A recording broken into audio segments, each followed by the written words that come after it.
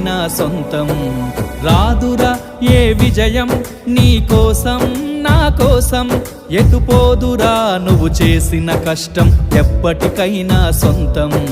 కాలంతో పయనించే వాడికి కానిది ఏముంది, సాధనతోనే సాధ్యమవ్వునని సదాశయంతో సాగర ముందుకు. రాదురా ఏ విజయం నీ కోసం నా కోసం, ఎటుపోదురా నువ్వు చేసిన కష్టం ఎప్పటికైనా సొంతం.